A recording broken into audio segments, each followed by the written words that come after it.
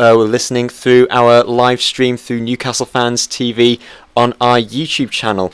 Okay, so in the studio tonight we have, over to my left, James Shepherd, and then two representatives from Boro Fan TV, Joe and AJT. Gents, it is very nice to have you on board for tonight's show. Pleasure. Mm-hmm. So tonight we'll be talking with Boro Fan TV, of course, failing to get promotion last weekend or the week before.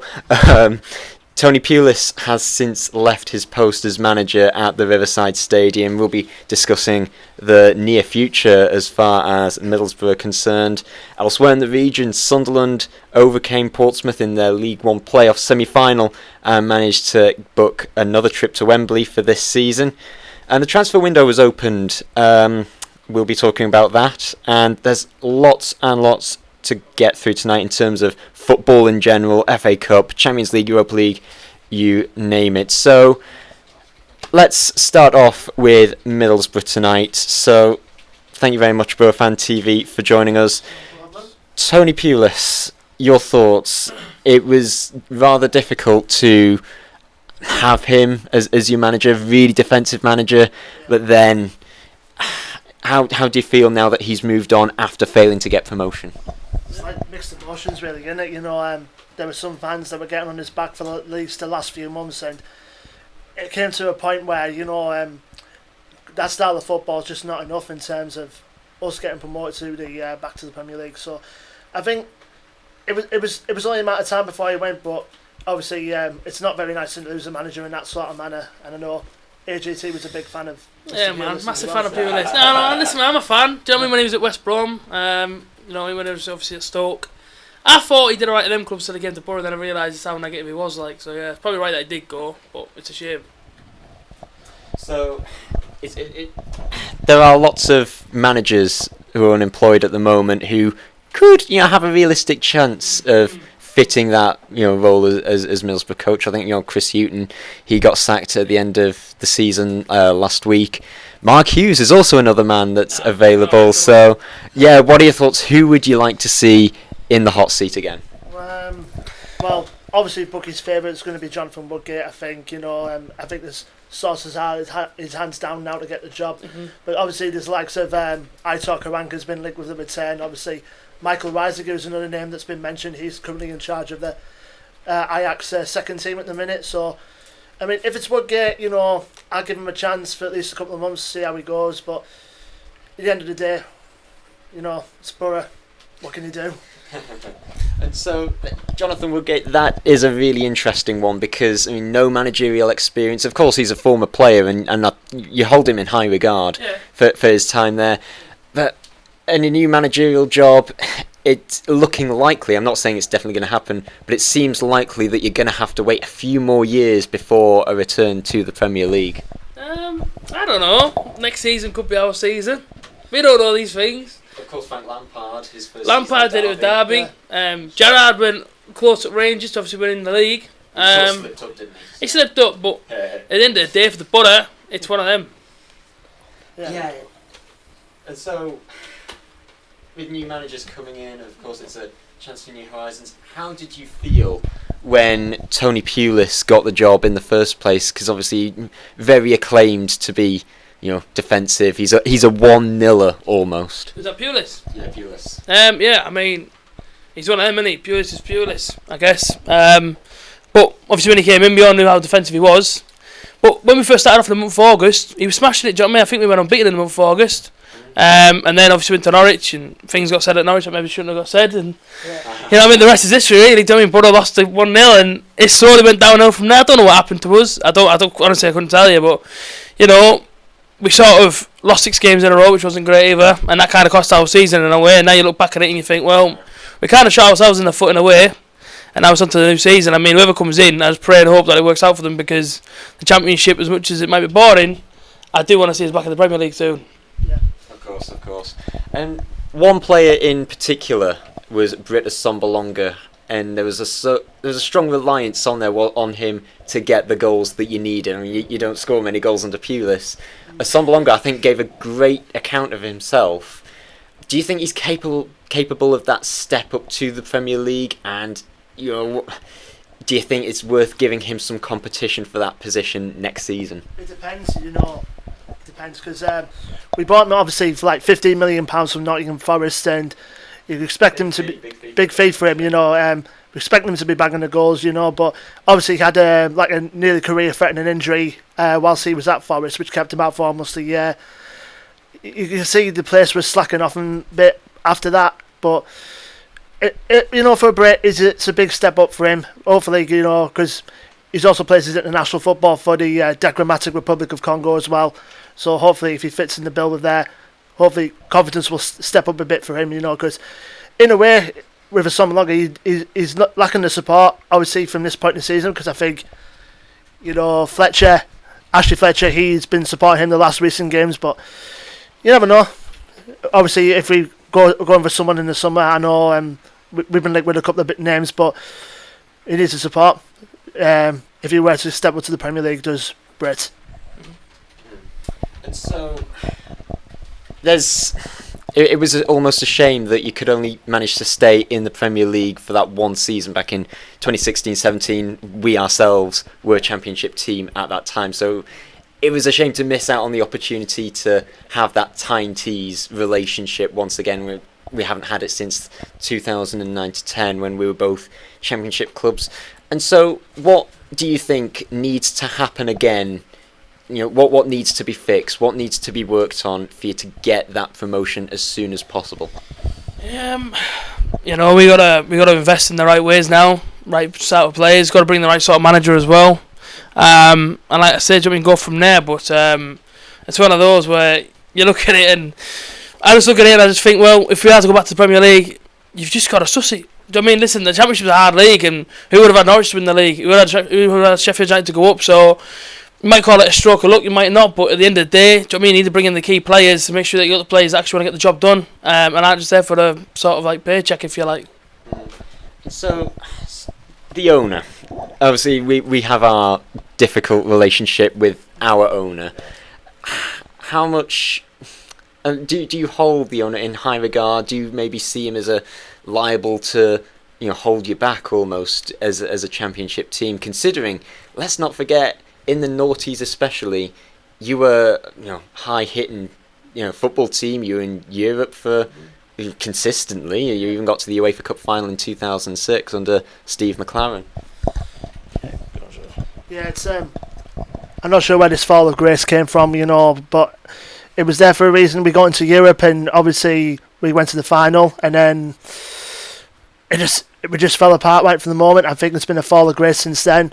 Obviously, we got the season back in the Premier League when we were under Aitor Karanka, but then we're just in the Championship ever since. You know, as far as, you know, Steve Gibson, our chairman, goes, he saved us from liquidation. He couldn't ask for any more than that, and he stayed at the club ever since. And he's got that plan in order to smash our way back in the Premier League. But it's the last two seasons, unfortunately, just hasn't worked under previous regimes, obviously with Gary Monk and Tony Pulis. So whoever was a good manager though. Yeah, he was, but obviously I think there's something going on behind the scenes, which obviously led to him going. Obviously, I think one of the rumoured reasons, I think he spent all our parachute money on towards new players. Obviously, you know, Britta Sommerlong was one of them, and then Ashley Fletcher, Ryan Shotton, Johnny Howson, etc. So it could be rumours which led towards Monk's going. You know what I mean? But we always rely on Gibson through thick and thin. So that's why we always stick by our chairman. Interesting indeed. And now, for this next bit, I'm going to turn a Newcastle fan's point of view. For this, I will turn to James, over to my left. And from a Newcastle point of view, James, do you miss that? You know, some people call it a derby, some people understandably do not call it a derby. Do you miss those games with Middlesbrough? I think it's one of those things that's you sort of miss it, but you sort of enjoy watching them struggle a little bit.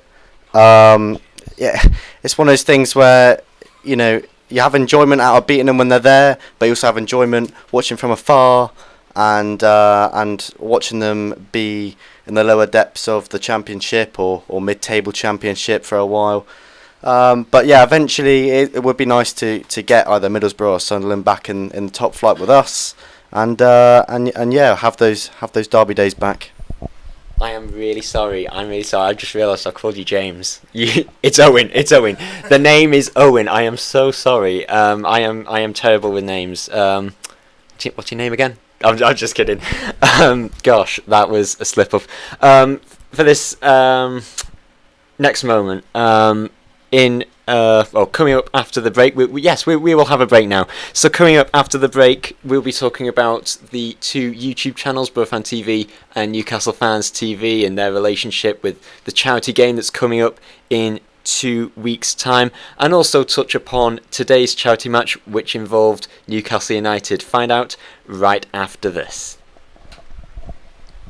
Oh, so sorry. It's okay. Yeah, Owen James, it's same. So we're still live on YouTube. Yeah, we are. Rob got his name wrong 3 times. Everyone in this, you got a hat trick there. I get called David a lot. People in the live chat, you got it wrong 3 times. Like an amateur. Or we're mixing it up. No. Find your nearest pharmacy, search NHS Choices. Okay, welcome back to NE1 FM and Nova for the Football Fan Zone live on the radio and YouTube. So earlier today, Newcastle Fans TV had a charity match against ASAP, the African Geordie, and it didn't exactly go well. Let's turn to some of the comments on our YouTube live stream, and I've just heard a little bit of a giggle there. AJT, I think it was. Yeah, good times. We've had someone, It's a Geordie, has asked what was the charity score, and for me, all honesty, I lost count after the first half. So, but I've seen a comment that says 16-1. Positive right there is that we did get on the score sheet. Owen, aka James, got on the score sheet for us. James, talk us through your goal. Well, it was just it came from a bit of pressing, and managed to nick the ball back. It was sort of like a dinged pass towards me, and I managed to get my knee on it and get it in the back of the net. And yeah, that's it really. And was there a celebration to match? Yeah, I did the Iosi Perez celebration. Put my fingers in my ears. Yeah, I saw my dad because he claims I'm quite bad at football. So, I thought I'd just put it out there that I can score goals and yeah. He's got a point though. I'm just kidding. Unlike us, we did not have a point at all. It was we got outplayed against ASAP and his pacey friends, and so in attendance at the game we had some representatives from Boro Fan TV. I still don't know whether you were there on a scouting mission or just as a form of support for us. Like comedic value, really.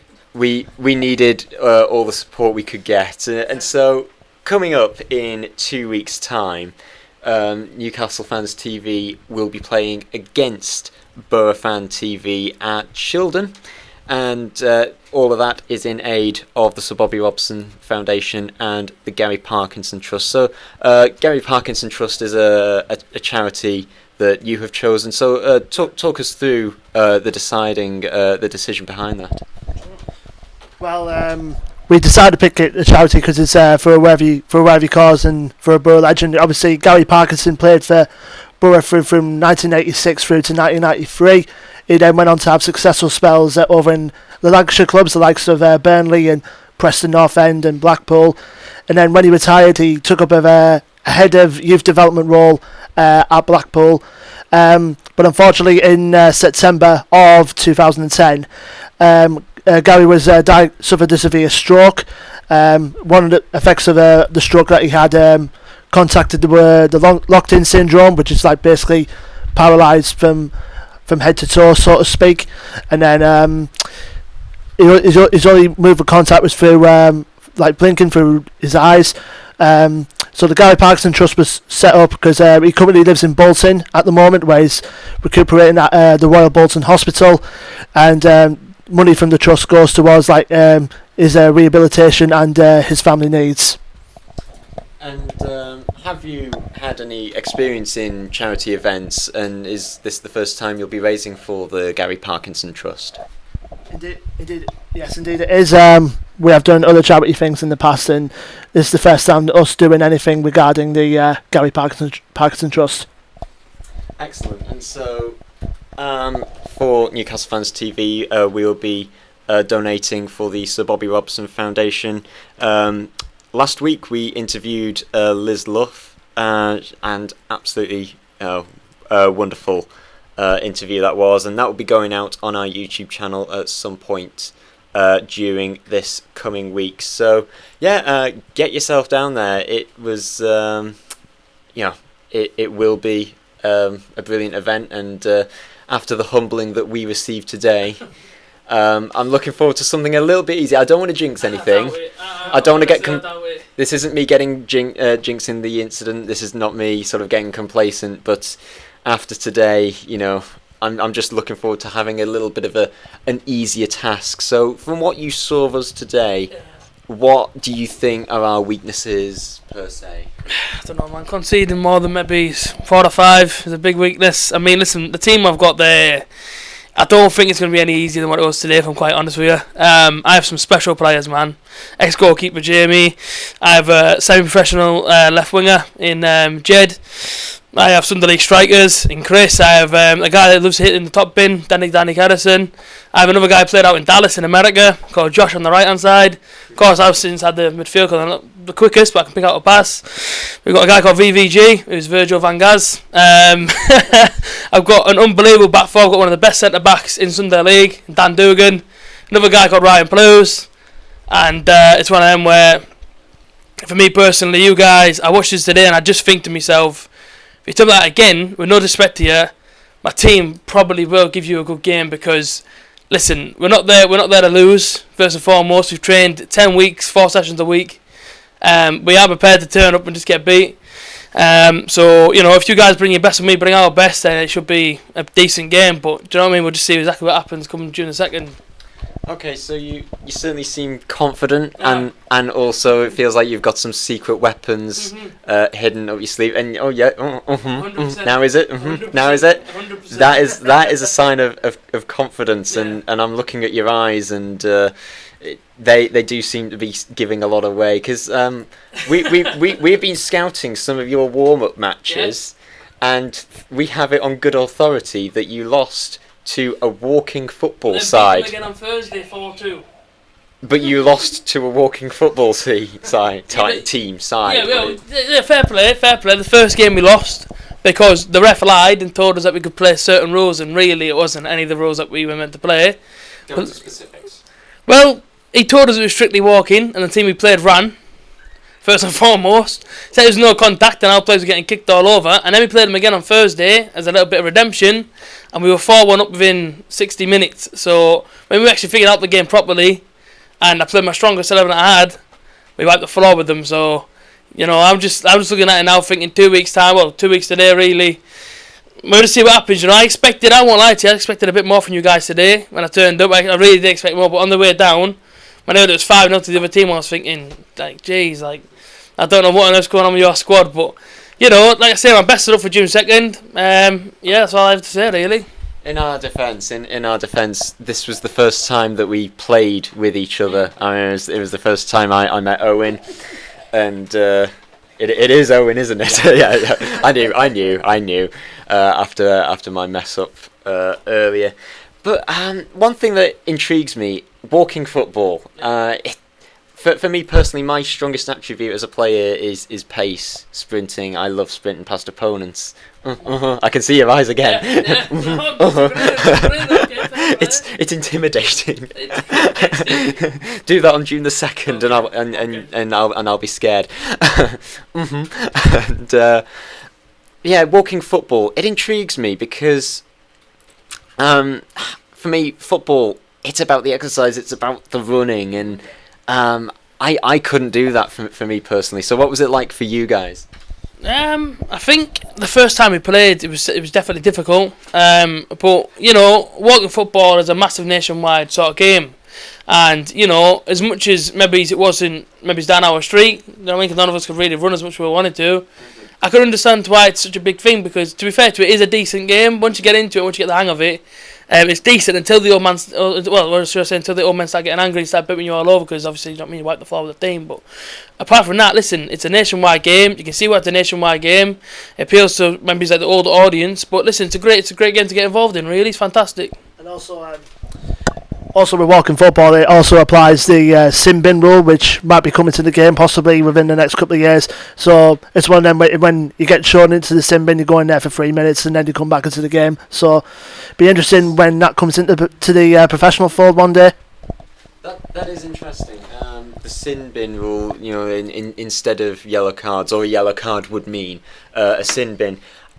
What let's sort of go off topic a little bit here and discuss what do you make of that, because it's always been a tradition to sort of have the yellow card, meaning okay, that's one strike, 2 strikes and you're out. It works in rugby league, doesn't it? A few minutes in the sin bin. So Owen, you know, what are your thoughts? Because after all, this could be being introduced into the football professional game at some point in the future. To be honest, I'd rather keep it the way it is. I think sin bins, I think they'd work for stuff like walking football and like maybe lower league football. But when you get to the heights of the Premier League and the sort, I think sticking to the yellow card and the red card rule that has been a thing for so long now, and you know, has proven to be reliable to some extent.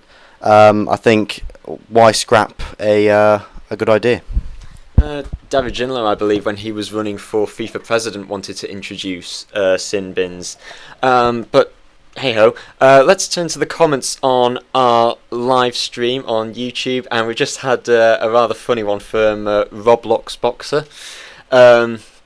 It's in response to you know, the fact that Newcastle Fans TV lost by 16 goals to 1 in our charity match this afternoon. Roblox Boxer says that's the score that Charlton will win against Sunderland in the League One player final. Bit of a jibe at Sunderland there. I absolutely love it. So, what do you make, Boro Fan TV? What do you make of Sunderland? Have you enjoyed their downfall? And of course, because for many years, the 3 teams in the region, Newcastle, Sunderland, Middlesbrough, for many years, yous were the 3rd best team out of that lot, as Sunderland and Newcastle were consistently in the Premier League, and AJT again. You're giving me the eyes. It's a shame this is on radio, to be honest. Those intimidating eyes.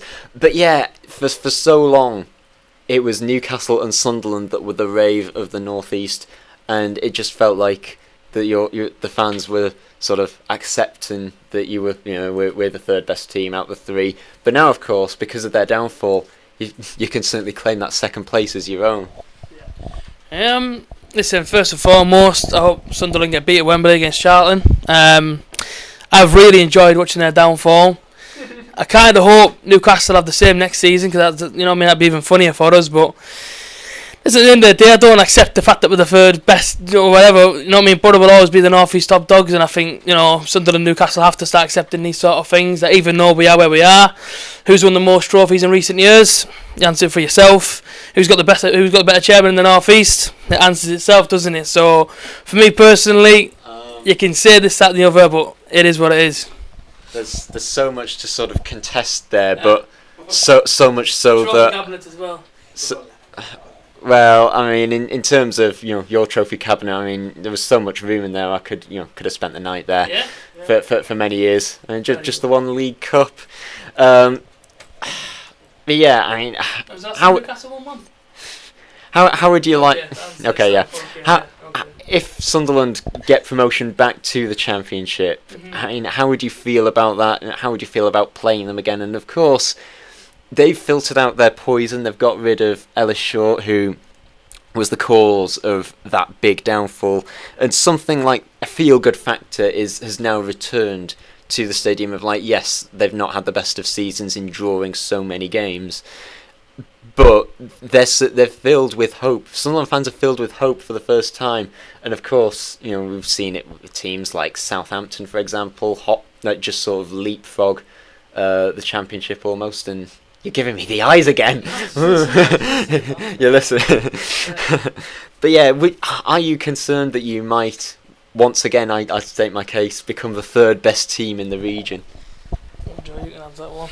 Well, as far as Sunderland, goes, it's been a downward spiral the last couple of years for them. But obviously this season, with the new owners and the new manager coming, they've turned it around slightly. And obviously they've got another day at Wembley to look forward to. But we're just hoping for once for the Londoners to come up with the win on this occasion.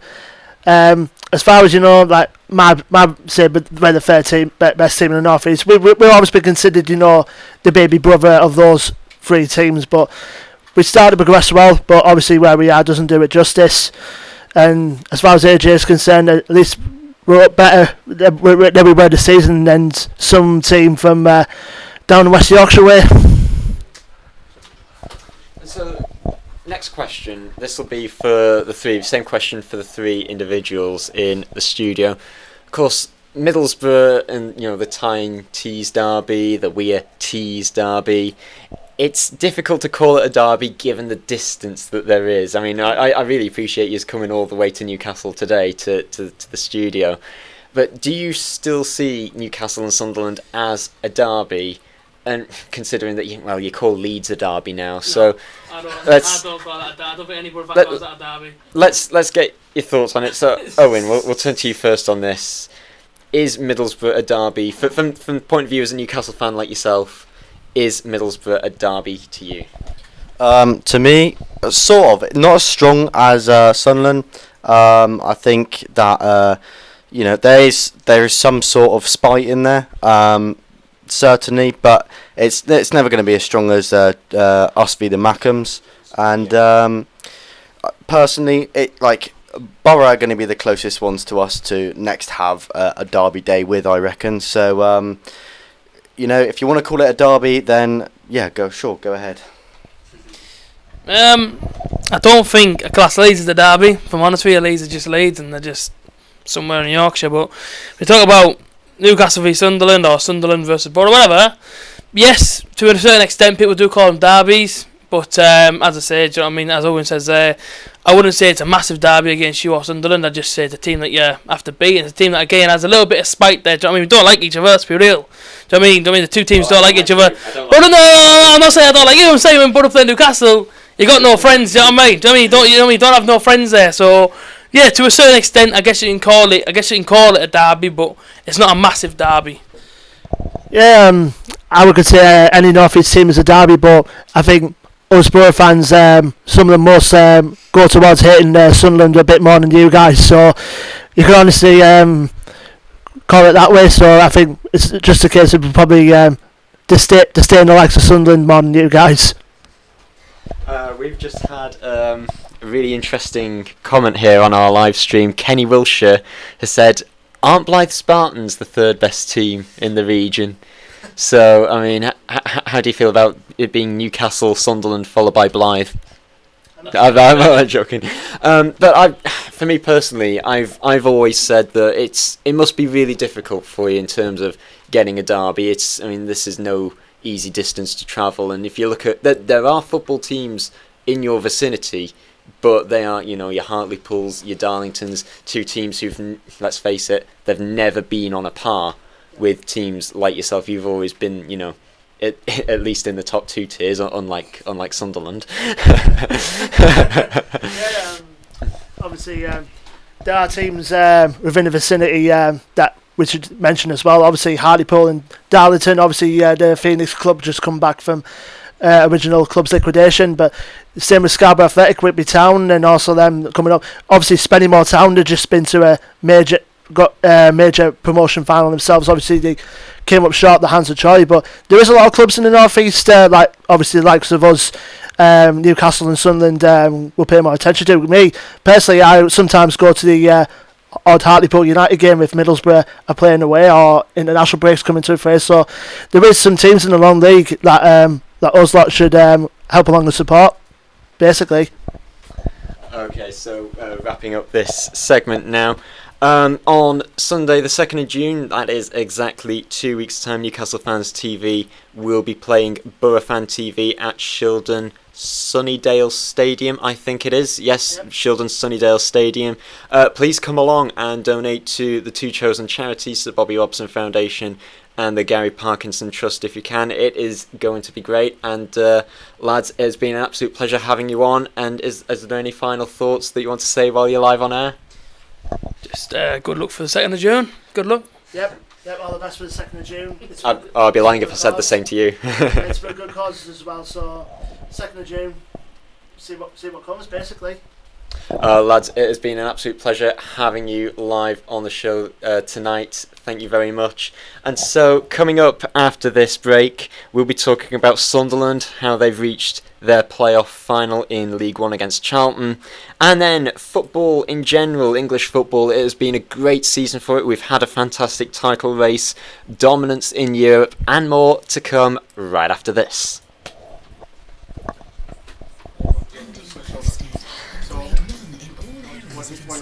Swap over with me. So are you guys leaving? So I thought it was staying from 8.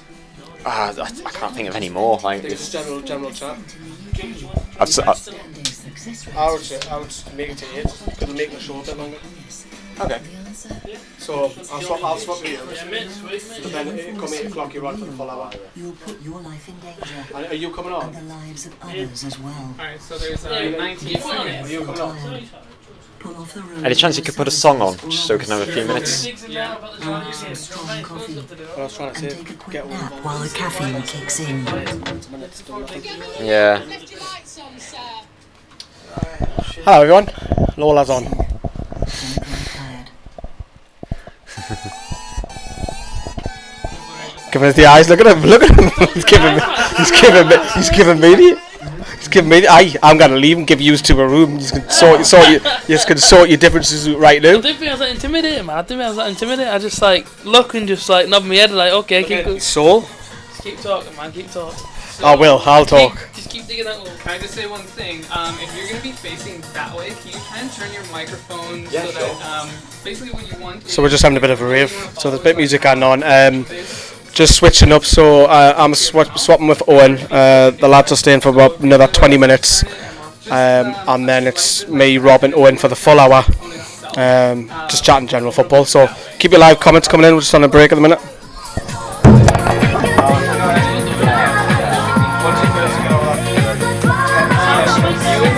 Your microphone is this is you guys are sharing this microphone. If you're trying to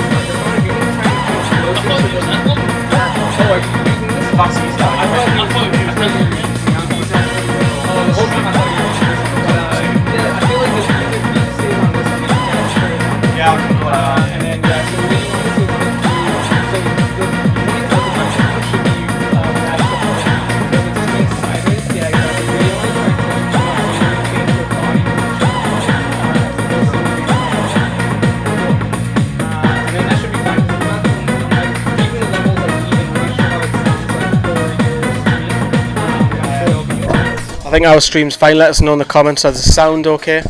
We use it on different mic.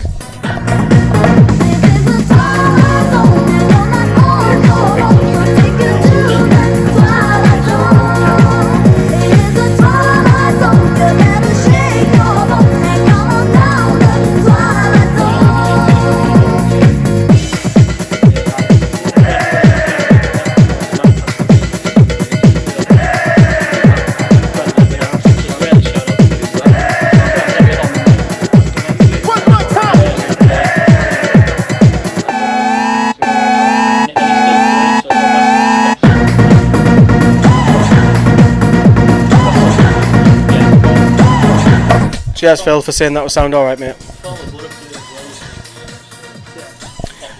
This is on till 9 p.m. So I'm just literally replying to your live chat. Cool, so there's 30 seconds left, guys. Lovely, thank you. Lovely.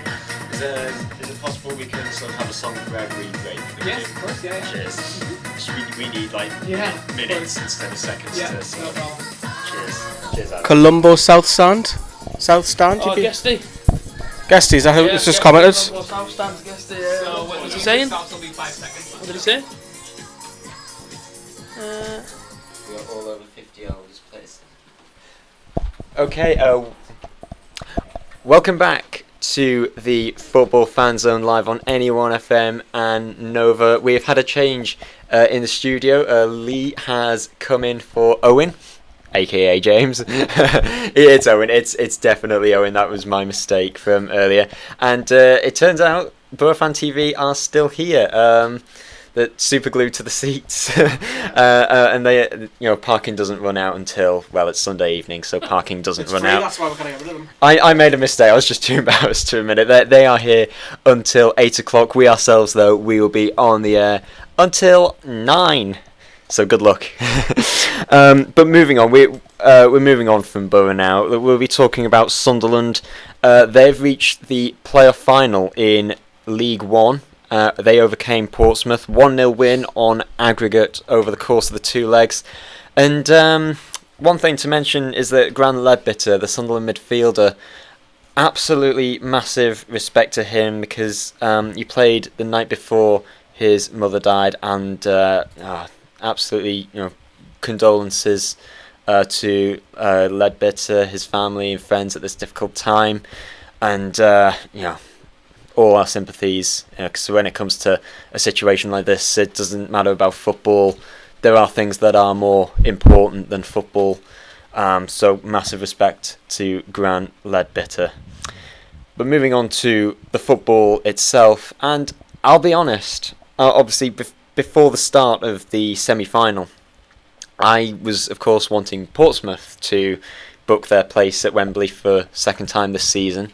However, after watching the match on Thursday night, it was Luke O'Nien who was barged over the advertising boards, and the Portsmouth fans, one of them appeared to have kicked O'Nien whilst he was on the ground after falling over, and after seeing the post-match interview with O'Nien afterwards, full respect for him, he just shrugged it off. He knew something has happened. What's all this respect that you're giving Sunderland? What's going on? What's going on here? It's Again? It's respect where it's due, of course. I'm a Newcastle fan, and therefore I do not like Sunderland. Sure. But there are times when you just gotta support, the opposition when it comes to situations like this, and I'm pleased for them. To have 2 seasons in a row where they've been kicked several times whilst they've been feeling down, feeling low on confidence, to actually have the cojones, if you like, to jump up and then make themselves counted at a difficult level. Let's not forget, League One, sorry getting the coughs there. League One is a very difficult division, and every division, every league is really difficult, whatever level you go for, but for them to go from 2 relegations in a row to put up a good promotion fight has to be admired, and so they'll be playing Charlton Athletic in the playoff final at some point. I think it's this weekend. But what are your thoughts on Sunderland? Have they done enough, do you think, to warrant a place back in the Championship? I'll go first. I'm sure the Borough lads will agree with us. I couldn't give a beep about it. I don't care about Sunderland. I've said this numerous times. I'm only sort of following Sunderland for the sake of this show, because after all, this is northeast football. If it wasn't for the show, I wouldn't be doing research on Sunderland. I'd just be following Newcastle, and just sort of what will be with Sunderland. Only research I've done on Sunderland is see the lads cry on Netflix. So, Mickey Gray, where is the ghost of Mickey Gray? Can we get him back to play? Missed the penalty. I would have that all over again. Nothing would please me more than seeing Sunderland cry yet again on Netflix for 2nd season. And I'm sure HAT will agree with me. Yes. At least that's something we can agree on. Yes, no, 100%. Listen, I'm agree with you, man. It's hard to research from Sunderland when there's nothing there, non-existent. Pink seats in the stadium and a dead history. I mean, that's just Sunderland to a nutshell. But You know what I mean? They go to Wembley once again, and again I will be supporting the other team, not Sunderland, and I will be jumping up and down if they do concede a goal, like I did when Portsmouth obviously beat them last time. If I could have go to the playoff final, I would happily sit front row inside the Charlton end with a Boro shirt on. But of course, I can't do them sort of things. But yeah, Sunderland, I just hope they stay in League One, and then potentially next season rot in League Two. Well, you got to say, obviously you guys have got a former Newcastle player in charge of Charlton in Lee Bowyer, so hopefully he'll do us a favour and keep the Mackems in League One for next season. Well, on the topic of former Newcastle players who've become managers, it was Joey Barton's Fleetwood Town that put the final nail in the coffin on Sunderland's promotion chase. That was second game of the season, so yeah, I felt good about that, and of course. You sure? Yeah, we're all rooting for Charlton. We're all rooting for Charlton here, myself included. So we've had comments coming in on the live stream. Toon legend Lee Bowyer. I probably wouldn't go that far, but I'm sure that Lee Bowyer, many years, it's a good 15 years, 14 years since he left the club. I think that famous fight with Kieran Dyer, that was its last season for the club, I think. He might have stayed another year afterwards, but didn't exactly warrant himself to be a legend at the club. I mean, let's look at that fight from Kieran Dyer and Lee Bowyer. From a Middlesbrough fan's point of view, if you remember it, was that just a good laugh? Was it? What were your thoughts on it? Because we were beaten 3-0 by at home to Aston Villa. That was the last time Aston Villa beat us at St James's Park. Listen, it was all good fun watching it. Bags come out on St James's Field, and listen, it was good fun. Do you know what I mean? I had a good time watching it. Comedy Central sort of TV sort of viewing. So yeah, brilliant. Well, interesting for what I saw when I was watching it on the TV. I was like. Bit of possession football, and all of a sudden I just see Lee Bowyer going towards Kieran Dyer, and all of a sudden they're having a scrap, and I was like, I just couldn't help but laugh. You know what I mean? Yeah, it was extraordinary. It was like watching Holyfield and Tyson going at it, pretty much, put it that way. So, but in the end of the day, it didn't help them that they both got sent off afterwards. And not forget, Rob, is that Stephen Taylor had done his best impression on the goal line, that he's been shot as well, which didn't go and help matters. All the Bowyer and Dyer fight was over is because he didn't pass to him, and it just erupted. And remember the press conference? Yes. A couple of days later, Graham Souness has been dead serious, and bless her Kath, the tea lady, the tea lady who's sadly no longer with us, comes along and goes, "Would you like a cuppa, pet?" And in this serious moment where they're having a press conference and not having a clue what was going on, so that was a good light from a bad situation. Oh yeah, I absolutely love incidents which I've heard anecdotes of Kath's time at the club, especially with Sir Alex Ferguson. She interrupted a press conference there, so I've heard, and like I say, it must have been a moment where all the journalists were sort of pen to paper at the ready, waiting to hear the all-important information from Souness. Were these players given a second chance? Were these players told to sling the hooks? Were they about to get sacked, contract terminated, and what have you? And then Kath just comes in and says, "Would you like a cuppa?" Absolutely fantastic. But yes, back on topic with Sunderland. It's definitely, we'll be rooting for Charlton in that one. And so elsewhere in the country, the FA Cup final took place yesterday, and it was a record breaker. Well, not quite a record breaker. Manchester City received the joint record for amount of goals scored in an FA Cup final, along with Bury and I think Derby. Correct me if I'm wrong. And also the joint highest win in an FA Cup final. They beat Watford by 6-0. Did you watch it, guys? Yeah, it was. I have to say, it was difficult to watch on the sense that Watford, a really good team, they've had an excellent season, and to end the season just like that on a humiliating note, I felt really sorry for them. And they actually didn't play disastrously. It was just Manchester City, let's face it, the best team in the world right now. on AGT? Yeah, listen, I watched it, and it was harsh. It was harsh on Watford because I thought first half they had that chance. Was it Pereira that went through 1-on-1, and obviously Edison saved it. But at the end of the day, Watford probably didn't deserve to get beat 6-0. I don't think it was a 6-0 game, was it? Let's be real. I mean, John Stones only scored towards the end, and that would have been a joke. What John Stones was doing up there. Everyone's having a go, but no, listen, I think it was harsh on Watford. Let's be real. I think it was harsh on Watford. Yes, it was harsh on Watford, but at the end of it all, it's actually good news for Wolves as well because they're qualified for the Europa League with Man City winning the FA Cup. And also, interesting point to come out today is like the Vincent Kompany announced he was leaving the club. He's now going to take up a player manager role at Anderlecht, which is kind of surprising to say the least for a player like Vincent Kompany. Yeah. Just literally taking his neck because me and Rob were talking just before the show and we were going, let's touch upon Vincent Kompany about being appointed player manager at Anderlecht. Rob's in agony. I don't know what's going on. Maybe he's got cramp from the football. Maybe he's what's going on, Rob? Tell us. I think he's pulled something. So, are you all right? Yeah, I'll be fine. Are you sure? Yeah, I'll be fine. Look at AJ's face. Look at it. He's giving him the eyes again, and he's scared. Look at him, the poor little lad hiding away in the corner. But yeah, Wolves qualifying for Europe, and that's the first time that a newly promoted side has qualified for Europe since Ipswich in the year 2000-2001. So yeah, I'm getting my stats off here. But yeah. Watford, it was difficult for them.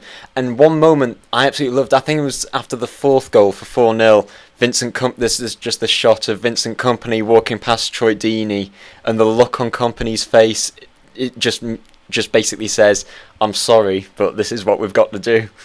And absolutely iconic moment, and absolutely fantastic servant to not only Manchester City, but also the Premier League. He came in before the mega bucks arrived.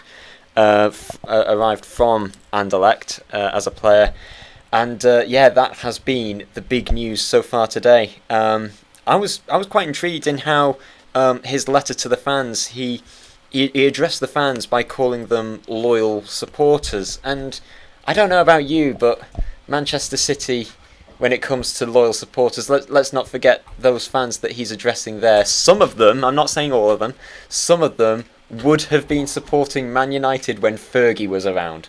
Let's not forget. You were seeing a huge more higher volume of Manchester City shirts compared to Man United shirts nowadays. Something that would not have happened if it wasn't for this huge injection of big bucks about a decade ago. But what are your thoughts on Vincent Kompany? A fantastic, defender. Slightly on the injury prone side, just like me right now.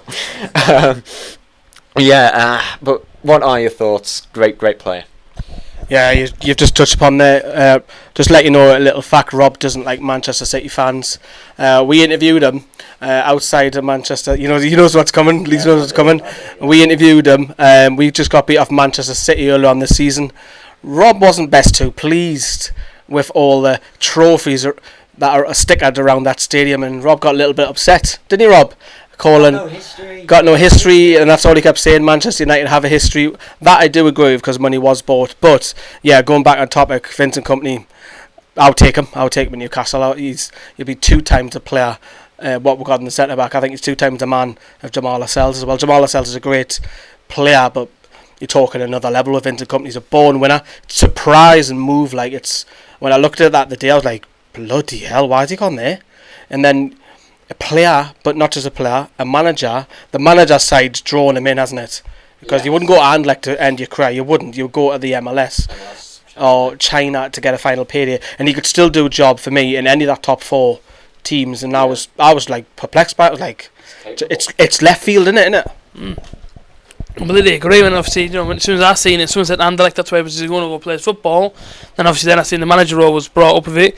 It is crazy, but listen, all the best to him. Man City have lost. I think he's a veteran inside the Premier League. Still only 32. Yeah, I say veteran captain, leader of a team as well. Vincent Kompany, absolutely fantastic player. And as I said, I think any sort of team in the Premier League would happily take with open arms. Definitely. Not even a top 4 team. Anyone. Listen.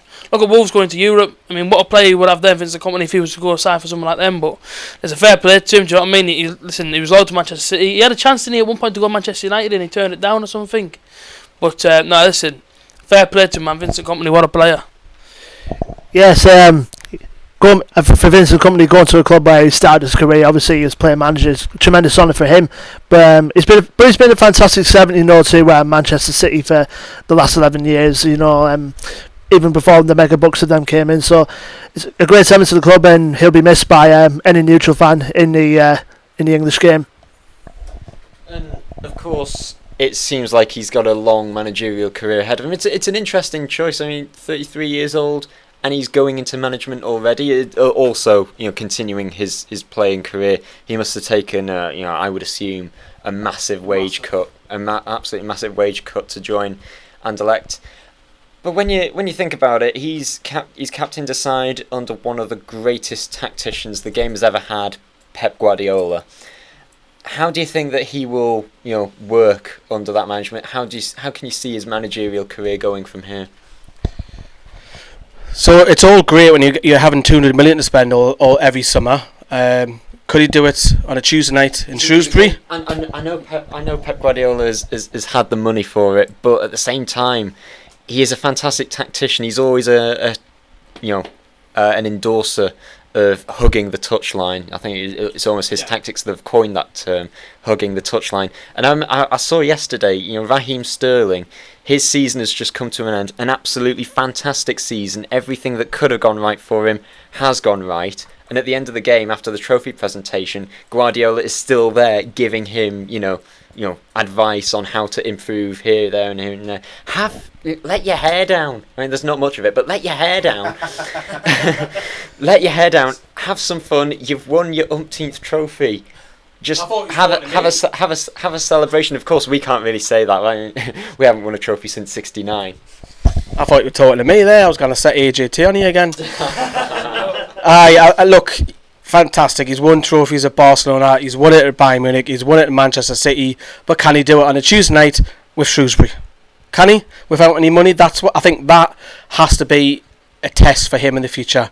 It's all good having the money splash the cash wherever you go, but that's the next test, the big one.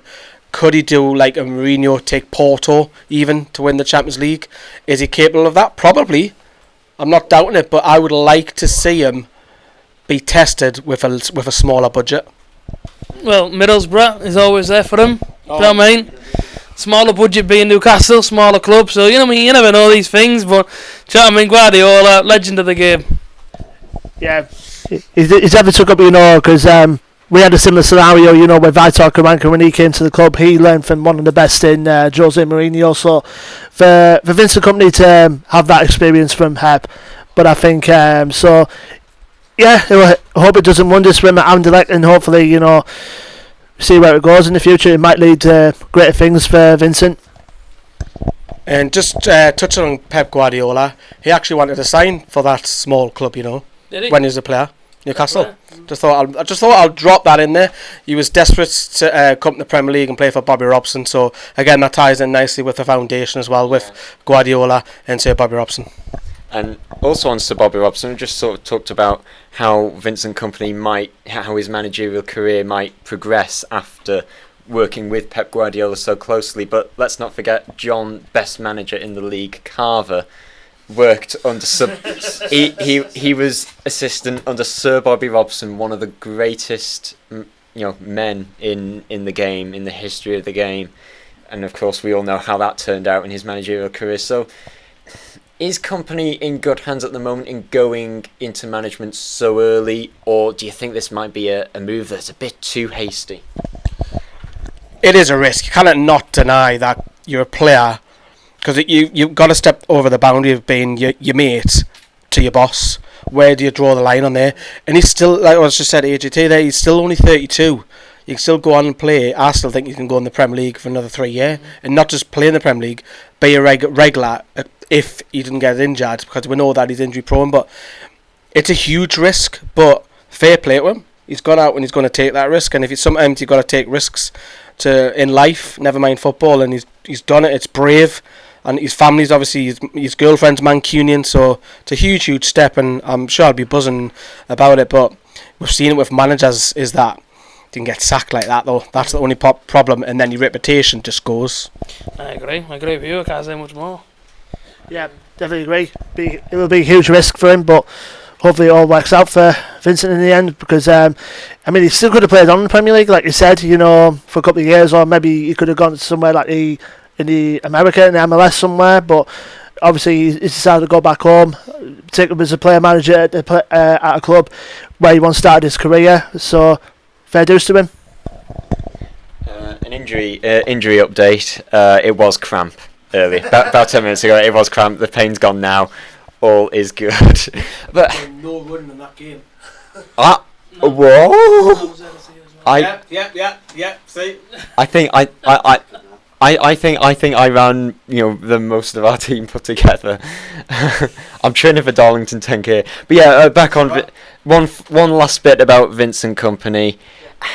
He's ended his Manchester City career on an absolute high, the first team to win the Community Shield, the League, the FA Cup and the League Cup, all in the same season. No other team has ever done that in the history of English football.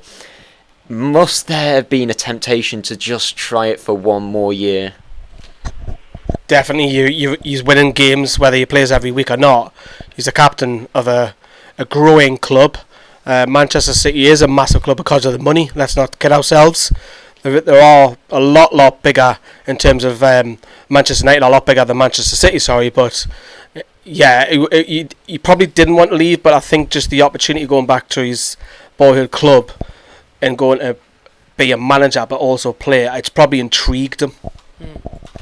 No, it's true that. It is true that, because like I say, man, say if one of us was a pro and obviously got the offer to go back to your hometown club, it does sort of pull you that way, doesn't it? It does pull you that way. Whereas if he was going to be a transfer to that club, as much as he wanted to go, maybe he's at the money talks as well.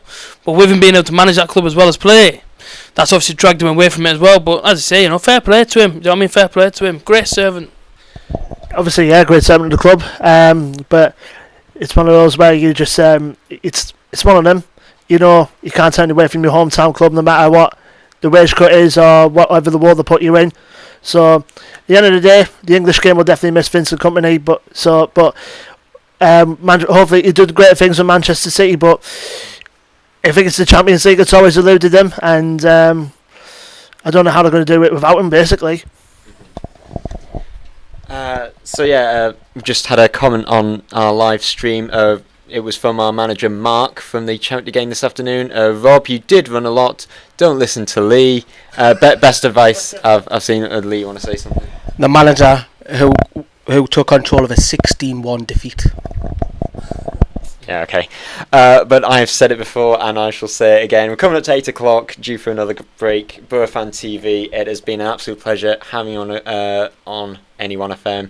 And hopefully at some point in the future, before next season, we'll have you on again as we preview next season. And AJT, I'm going to miss those eyes. They will haunt me in my sleep. They will haunt me in my sleep tonight. So thank you very much. It's a long trip to Yorkshire. And have a safe journey back, lads. Thank you very much. And so coming up right after this, we'll be looking at a great season for English football and specific to Newcastle, Rafa Benitez and his meetings with Lee Charnley. That's coming up right after this. Right, that's the next ad break, so obviously thanks to these lot for coming on as well. So absolutely fantastic, good banter there. We'll probably get them on again for shortly as well. And obviously we've got the game coming up as well, so we'll be doing loads of videos with them in about a week's time. Swap them for fruit. And for fizzy drinks, try no added sugar or sugar-free ones. Just check the label. It's easy to be food smart. For more helpful sugar swaps, search Change for Life online. Yeah.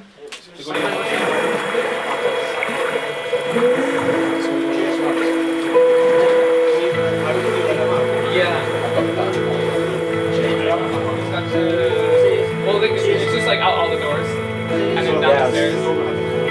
Oh, right.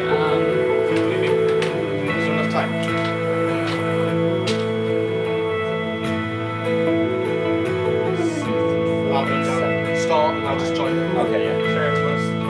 Sure. change. How many lives are living strange? Where were you while we were So is it just gonna be the three of you now? Yes. Yeah, until 9 o'clock. slowly walking down the hall, faster than a cannonball? Where were you while we were getting high? Someday you will find me caught beneath the landslide in a champagne supernova in the sky. Someday you will find me caught beneath the landslide in a champagne supernova, a champagne supernova in the sky.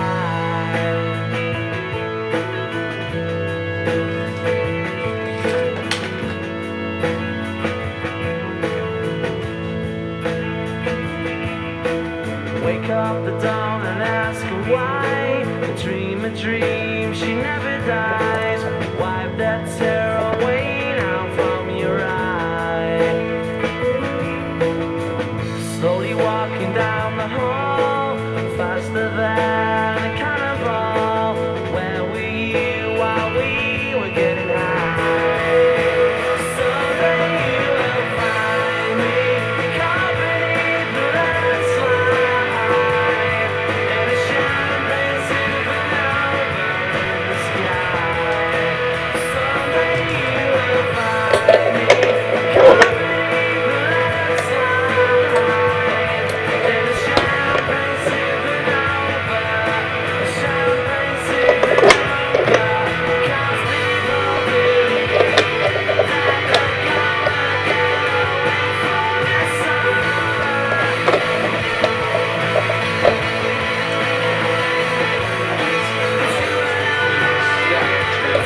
Yeah, definitely. Yeah, it's not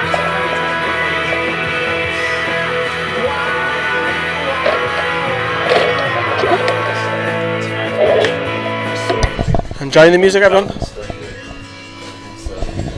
Right, so we'll kick the Yorkshiremen out. After the break, we are going to be chatting all things NUFC with Owen, who scored the goal of the day, and Rob as well. Yes, we got absolutely smashed in the charity game. I'm going to pop out a video probably tomorrow, just getting the stream, trimming it down, and then just got a few people's thoughts afterwards as well. So keep an eye out for that. And then you'll be pleased to know that Terry has sadly left us the news presenter. You might have seen him through the week with Daft Wig. He's buggered off to Warrington, so he's AWOL at the moment. So we'll be back to doing serious videos next week. We've got Chianora. Chianora's coming on, the Newcastle MP. We have her on video. Good interview. Rob interviewed her. We've got Liz as well from the foundation. Another interview as well. And then we'll be talking about obviously Newcastle, because we're a little bit behind on Newcastle news on the YouTube front, but there's a lot coming up this week as well. And then we'll do some stuff with Boro Fan TV, like quizzes and challenges and stuff like that, rather than having me and other people dressed up in characters and stuff. So yeah, keep an eye for that as well.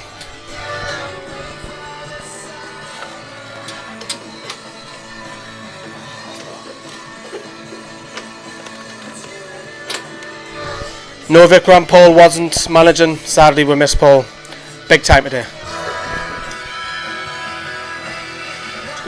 Oh, nice. Yes. Yeah, that's strong. So what you want to do is have it. I'll just move this. Here we go. You're going to be facing that way mostly, right? Yeah. Notice what body position is a little bit this way. Yeah, it's just it's weird when I talk to people. This is Ivan. No, it's natural. Do you want to give yourself a wave? So He's the tech guy in front of all this, which you can't see all the radio in front of us. There's like loads going on here. And if I may add, an absolute lifesaver. If it wasn't for him, we wouldn't have a show. You didn't hear you?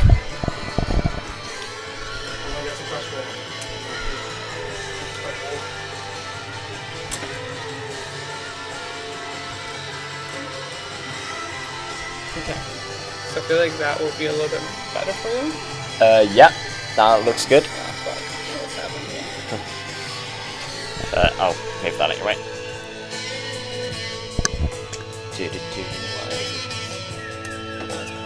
There you go. Lovely. Cheers.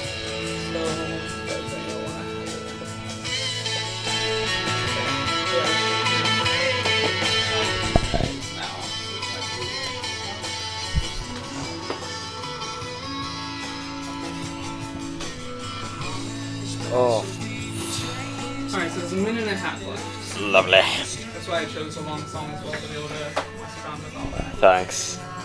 Yeah, the last show I did, it was 2 weeks ago, and yeah, full-on 2-hour show with breaks that were only like 10 seconds long. Couldn't handle it. I was absolutely exhausted by the end of it. Well, I don't usually do anything on Sunday nights after my show. If you guys want to, I'd be more than happy to like continue doing this for you guys. Alright. Depends on what you need or whatever. Yeah, I mean, I don't want to sort of hold you back or anything, because I'm happy to learn the mixing desk controls. Yeah, for sure. Hopefully for some work, I'm training to be a journalist, so hopefully for some work placement, I wouldn't mind, chatting to Neil, see if I can have a separate show. Maybe do that. How dare you leave us? How dare you leave us? How dare you leave us? No, you're not leaving us. Good on you. Tell everybody whilst we're waiting what you're doing with journalism, etc. If you don't already know, I'm studying for my Masters at Sunderland University. Yeah, I know. You're not meant to say that. Yeah. Yeah, we'll be back on air very shortly.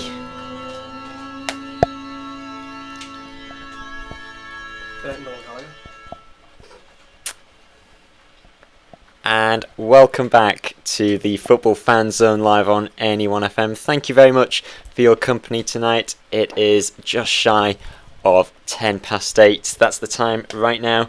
And moving on to our next segment, which is Rafa Benitez. And of course, it is evident that the Spanish manager, he wants to stay. He loves the club, he loves the fans, and all the rest of it. It's these contract talks, if you can call them that. It just feels like the board are, making this non-existent. They're trying to. I have no idea what the board are trying to achieve by holding this up. Rafa's stated clearly what he wants.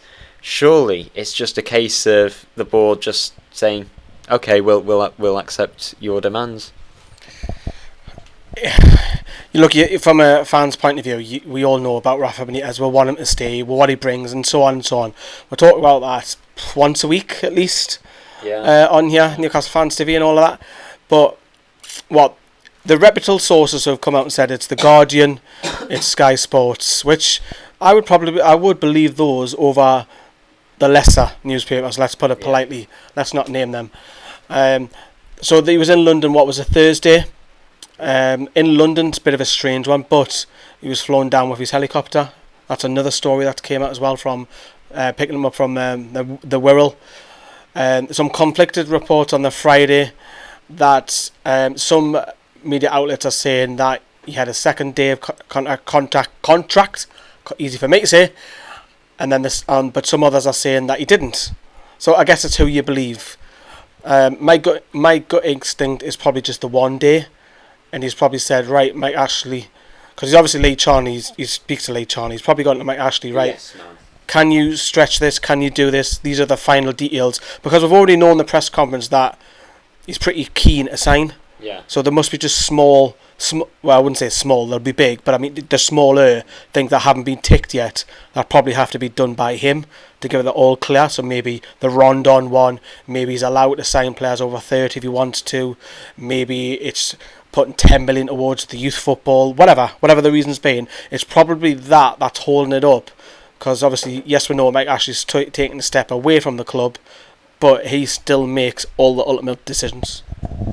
And well, the transfer window opened this week, and on Thursday it was transfer window opening day, or as Newcastle fans know it as Thursday. Had to put that dig in there. But Owen, Rafa Benitez, of course, every fan absolutely loves a piece of him, and you live quite a long distance away in Bournemouth. So, what is it that you're seeing from the protests at from Newcastle fans, from a fan that's lives quite a long distance away. What do you make of it all? You still get quite a strong sense of it through the media. I'd say from viewing it quite closely. You can see the frustration. Me and my dad, we're supporters, so we have the frustration as well. It's of course we all want him to sign, and there seems like there's one man just standing in the way at the moment with a few things that just need to be ticked off. I think he will sign, but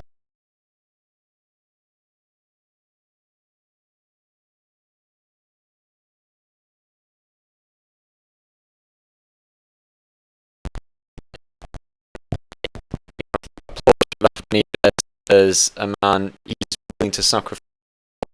I remember a couple of weeks ago he was asked, what will you do after the holiday?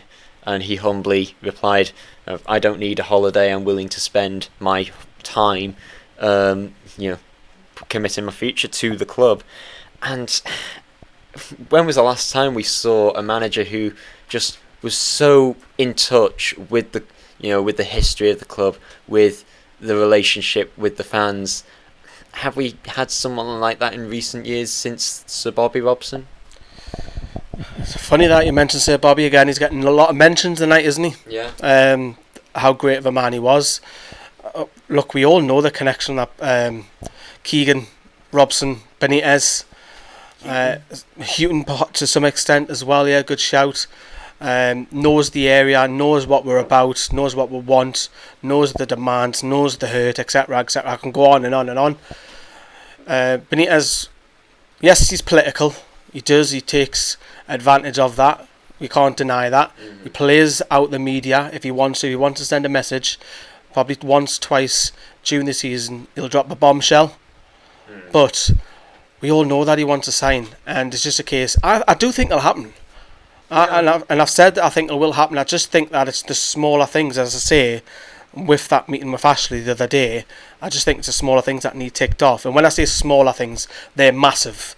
But it's just in his eyes, it's just right. We've got a couple of things ticked off, then I'll sign. And Owen, with this delay in this contract being signed, can you see this being this delay meaning that there will be delays in our activity in the transfer window, and much needed transfer activity as well, that is? Yeah, of course it's going to delay our transfer activity. I mean, it depends how long it goes on in the summer for how big of an impact it will take on the way things go. But I think the quicker it's done, the better, definitely. And, like, for instance, Bournemouth, as you mentioned before, they've already signed a player. They've already spent money. And I think we should, as a club, we should try and follow suit. Like Keith Downey from Sky Sports this week has come out and said that he thinks money will be spent this summer, and he wouldn't be surprised if we'd smashed our transfer record again. So if that is the case, I would like to see Rafa's contract sorted out as soon as possible. And speaking of transfer talk, I mean, here at Newcastle Fans TV, we the other day we recorded our player ratings of the season. We've sort of reflected on how the season has gone. Question to the both of you is that what if you had the opportunity to sign 3 players? Well, not necessarily 3 players, but what positions would you look to strengthen? What 3 positions would you look to strengthen in this summer's transfer market? I'll let you go first, Owen. I'd probably say left wing back, because as good as Matt Ritchie's been this second half of the season, I'd say he's been there in that role. As good as he's been, you do need cover. I mean, we brought Bareka in the January, didn't get a look in because Ritchie's been playing so well, but inevitably Ritchie will have a drop in form eventually, so we need cover there. I'd probably say midfield for definite, because obviously the outgoings possibly in midfield. We could see Isaac Hayden leave, depending on what fee he goes for, is depending on the type of quality player we'll be getting back in. Been reported about 15 to 20 million, possibly even 10. John Joe Shelby's also linked with a move away. Mo Diame's contract doesn't look like it's being renewed. In fact, I don't think it is being renewed. I think that's it for midfield outgoings, and then I'd probably say we need another winger as well, because as good as Perez has been in the second half of the season, especially, and Almiron looks a talent, but I definitely say that we do need backup on winger, because Christian Atsu doesn't really cut it for me, and He's played with many limitations, isn't he? yeah, he doesn't have much finishing ability. Jacob Murphy's coming back from loan. He has had an awful loan spell at West Brom, so it begs the question again: can we get another winger in, and hopefully this time someone with a bit of end product? But you're probably looking at over 20 million now, like we paid for Almiron, for someone who's decent to better quality. Agree on some of that. I think the three positions, assuming we play the same formation, because for me it's all about the formation, because if Rafa gets what he wants, I think he'll change the formation, it'll give him more options to play from the bench. But it's got to be a striker, a centre midfield and a right back for me. It's got to be those three positions. We've got to get Solomon Rondon signed. That's the number one priority, has to be striker. Yeah. But not just that, we've then got to go and get another striker, because I'm dubious about Mutu and all know about Hoslo, so maybe it's a loan. I'll probably take a loan, maybe Tammy Abraham or something like that, along those lines. Yes, I know Chelsea have got embargo, etc, etc, but someone along that calibre who is quite happy to be rotated, sit on the bench, come on, start the 1 out of 4 games, whatever. So I think we need 2 strikers. So I think you're all right, centre midfielder. Hayden, we know that he wants to go, fine. Diarme, contract. Shelvey, question mark. So I think that needs done. But I do think the right back, because the right wing back, has been targeted a lot again this year. Whether it's Yedlin, whether it's Manquillo, it's an issue. And one of them two have to go. You can't have 2 of them. None of them are capable of playing 38 games in a Premier League season, because they're not good enough. So I think keep one of them as a squad player, fine. Probably Yedlin in preference, but that right back position has to be strengthened. And when I say strengthened, it has to be a first team player that we're probably aware of, that'll know will do the job.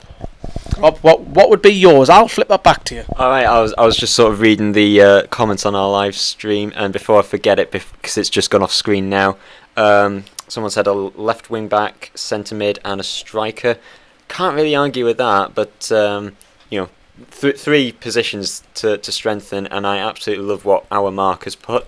Right back, left back, centre mid times 2, winger and 2 strikers. Yeah, that's 7 players in total, Mark. We are not signing 7 players. Well, we might, but they'll be, at a cut price. Exactly.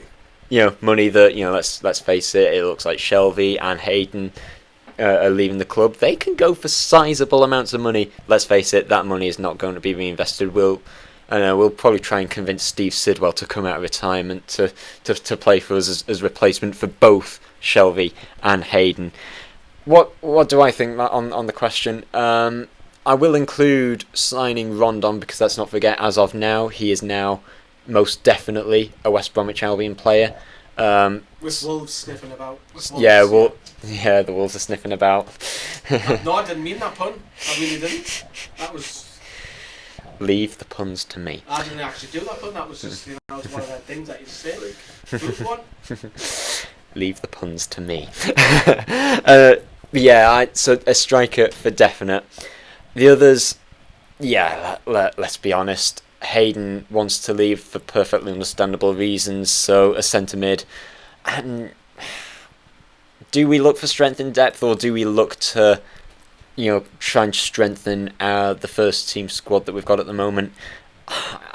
I like Richie in that left wing back position, but at the same time, if I was Rafa, could Dummett do that? I think he can do a job there, but Owen, you seem to very much disagree with me on the Dummett left wing back area. Personally, I don't think Paul Dummett is that type of player. We saw him at a flat left back, and he's good at crossing, but it's getting there to make the cross that he struggles with. And then he moved to centre back recently, and he's been amazing. I think he's always been a centre half. I think he's just struggled to find his ways. As a left wing back, I think he'd really struggle unless you want to go all out defensive and play a flat back five, because that would probably work. But if you're talking about you know like we do have Richie and whoever's on the right hand side bombing on, I don't think it would work personally. Yeah, I think it's all good. It's all well and good having 5 at the back as long as they're wing backs in place, not full backs. Because I mean that will just become a Huddersfield in the sense that we won't know how to score. I'll tell you who I would love to sign, and Mark's just stole me thunder on the live chat. Juan Mata, why not? He's on a free, yes. Yeah. Big signing on fee, big wages. That's just a dream signing because we've cried out for number 10. He can also play on the right. He's a playmaker. He's a playmaker, set pieces. He can do loads. Yes, his legs have gone, but on a free, man. One Mata on a free. That's just it's a big signing. It's like wow. It's like a headliner. So I would love to get I was crying out for Sigurdsson a couple of years ago. Crying out for Juan Mata this year. I think on a free. Rafa's got contacts with him. Same agent as Rondon, I believe, as well. Go out and get him. I think that would be a big, because we're saying that Mata's legs have gone. I mean we've had the past few years with Modiame, and his legs sort of went long before he signed for us. So yeah, I mean I don't know, they might those legs might have gone back to Hull with his driving school, but that's another story. But moving on in terms of the situation at Newcastle.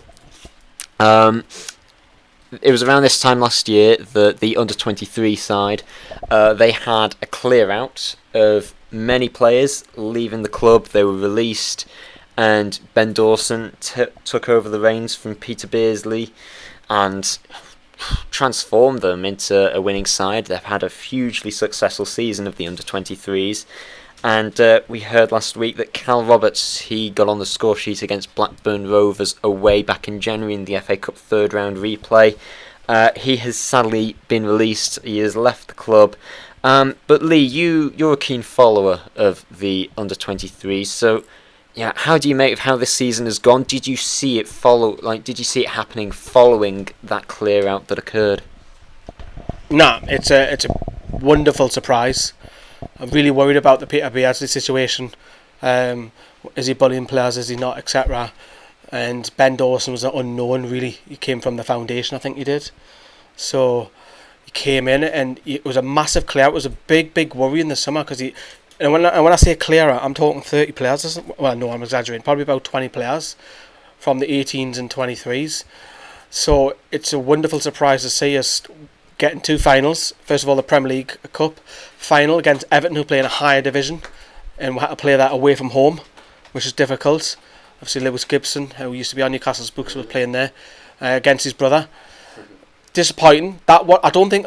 Look, it's a big game for the lads, but I think the Southampton one was the bigger one because it's promotion, and again they had to play that away from home as well, which the rules are in the under-23s aren't great, and to go all the way down there, your neck of the woods. Owen, disappointing. Yeah, there was a strange. Ben Dawson's done a brilliant job, but there was a bit of a strange one, especially with the Premier League Cup not playing. I think it was Torre and Sorensen from the start.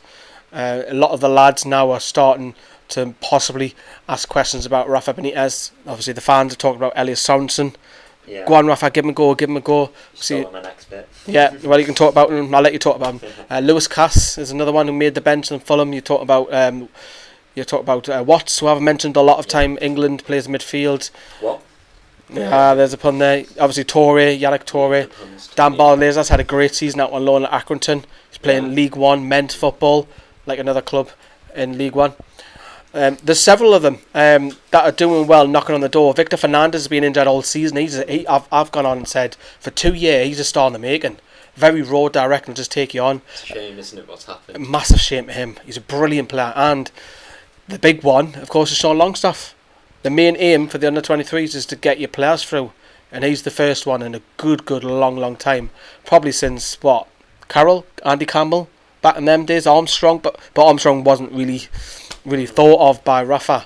So yeah, it's great news, and it's a massive summer. It's an interesting summer. Whether it's the right thing to do, move Dawson in another role, I don't know about that. Like, Yeah, it does seem to be a puzzling decision to make after the great success that he has had this season. But yeah, a few players just to pick up on what you said. Start with Sean Longstaff, a product of our youth academy, and it always seemed like for like a year before he broke into the Newcastle first team on a regular basis, it always felt like that he was almost too good for the under-23s, but of course not so good to be able to make that leap up into the first team. And I think Rafa has done a fantastic job in timing it correctly, and of course that might be down to a huge lot of luck because Shelby was injured, Key was away at the Asia Cup, Diame injured. I mean, we were down to the bare bones in the centre mid position. But yes, Elias Sorensen, a striker in the making. He's had a fantastic season for the under-23s, and many fans on our channel were calling for him to be chosen for the first team. I mean, it's either that or having Hosselu on the bench. Muto hasn't had a great season. Muto hadn't, not a great season. But what do you make of Elias Sorensen, Owen? He's a Dane with a bit of a Geordie accent with him. How much would it mean to see another local piece of talent entering the first team, just like Sean Longstaff has done? Well, personally, I think it would be great to see him definitely take the role of what Hosselu and Mutu have had this season. It's one of those things really that you love to see it, but it's whether they get the chance is the key bit really. Sorensen, I think he definitely deserves a chance. I'm not sure what went on with his loan to Blackpool at all, considering Sean Longstaff had been there the season before and had a brilliant time on loan. Sorensen goes there, struggles for game time, so you wonder what's going on. But I think if he had have had the game time in League One, he would have smashed it, and I think he can potentially make a massive impact on the first team, obviously depending on chances. Just to touch, I'm not going to stick up for Blackpool, but the Chronicle did pick this up that there was a stipulation with a matchday squad where you couldn't play, you had to have a certain amount of your development players from England in the matchday squad, and that's the reason why a few occasions Sorensen was left out completely. But that's a poor loan. You mentioned Carl Roberts before. I hope he has a great career. He's left as well, and Lewis McNall is another one as well. He actually follows us over on the Twitter. But it's an interesting one with obviously, Sean Longstaff, and now he's been linked with your Spurs, your Man Uniteds, and that's a testament of how mint he's been. Yeah, when we talk about Sean Longstaff, he's been linked with with a move to Manchester United. Are you vigorously shaking your head there, Owen? No chance. Nah, to be honest, I can't see it myself. I think local talent, your dream is to obviously make your name as a Newcastle player, and even a Paul Pogba on bad form will still arguably get in the team ahead of Longstaff. So, I mean, you say not a chance, so talk to us why. I just think that he's a local lad. He's just broken into the first team last January, and if he was to move on, it certainly wouldn't be now. He's had I want to say 6 months, but he was injured for, I'd say about 4 months probably. He had playing possibly, and he did well then. But I think he needs to have a full season under his belt, and I think he would want to stay with his boyhood club as well and play for them. But the thing that really has ground my gears this week on Twitter is, as soon as Longstaff was linked with that Manchester United move, the Man U fans jumped on it and said, Sean Longstaff, we don't want him, he's crap. And it's harsh really, because he's been fantastic for us, and it just shows that they haven't really kept an eye out on young talent. But Man United fans have to rely on a subscription to see their team play, so that tells us its own story. They don't go to games, they're all based in London and across the globe. Anyways, back to the Sean Longstaff one. Like I say, it's a testament, an interesting summer for him. In a funny, strange way, it's a good timing to get injured, The reason being is because he'll have a full pre-season again, instead of having it missed. Because if he got injured now, the pre-season is a big thing. So it's a big summer, not just with Longstaff, the under-23s, and obviously, I'm sure you'll touch upon obviously the loan manager, etc., etc. And looking at the comments, please keep them coming in on our live stream. JGK Productions said that I was gutted when Adam Armstrong left the club. Yeah. As Adam Armstrong, it was very difficult to take, I think. So I think he seemed like a really good striker in the making. Of course, as a young player, you're going to be loaned out to a number of various lower league clubs. And it's just a shame that he never seemed to get given a good chance whilst, under Rafa Benitez in the Championship. It didn't seem to make sense that we were a Championship team and yet he was loaned out to fellow Championship side Barnsley. Didn't seem to make sense for me, and such a shame that it just didn't work out for him. And hey, he came back and haunted us, didn't he, in the FA Cup third round replay away at Blackburn. 3 Geordies scored that evening. Sean Longstaff, Cal Roberts and Adam Armstrong scored for Blackburn. The last time that happened was New Year's Day 2015 when Newcastle United drew 3-3 to Burnley. Now if I get this right, Jack Colback scored. Yeah. Paul Dummett scored an own goal. Yeah. And Stephen Taylor. That was Stephen Taylor's last goal for Newcastle. So yeah, that's just me on the stats. Proud of that one, aren't you? Yeah. Because I remember the challenge you set me as soon as that game finished. The challenge you sent me a message saying, work out when was the last time 3 Geordies scored in a game. I was we were standing outside McDonald's, freezing. Other fast food restaurants are available. Yeah, Mackie D's. We're standing there, 11:30 at night, and we message Rob and goes, Rob, gives a stat we're about to film. But yeah, such a shame about Adam Armstrong. But it certainly seems like over the past year that our youth academy, it's been going in the right direction. It's been going places. Of course, as Newcastle fans, we absolutely love to see our homegrown talent sort of come through the ranks, making a name for themselves on the big stage, just like Sean Longstaff has done this season. And when he comes back from injury during the off-season, pre-season, that's when it will start, and that's when the important time will start for Sean Longstaff.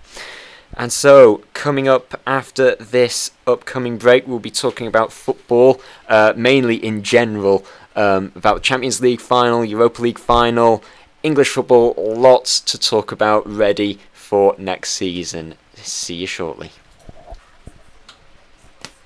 Okay. Break time. I was so proud of myself. Sure. I can keep up with my kids now. I feel a lot richer. I just feel Um, better and healthier. So yeah, I feel like I've got my life. It's an amazing feeling when you stop. how's it feel? You ever done sort of live broadcasting before? Our range of free Oh, support yeah. can help you quit for good. From our app What to what emails, what on? face-to-face and online communities. Just on, for school and stuff. When I was back a couple of years ago, did it for school, and I just actually want to go into commentary. So do I. Yeah, but I've gone into Friends! Right, I'll just leave the room. These two want to be commentating friends. Yeah, How many yeah. commercials do you want? How many more? How long's this song? This is 3 minutes long. What do you think? Maybe one more. There's only 25 minutes left in the show. Yeah. Maybe one more song after this. Yeah, 20 minutes. Yeah, make it 2 songs, and yeah, we'll. Oh, you want another song after this? Okay, yeah. Yeah, and then that'll be it for the last break. Cheers, Ivan. Really appreciate it. No worries, man. I'm making sure your levels are all even as well. When I seen the message that we called Ivan, I thought it was going to be someone like a big Russian or something. like a Eastern name in it. So many Uber drivers tell me the same thing. Yeah, someone that you can't see on camera right now is Ivan.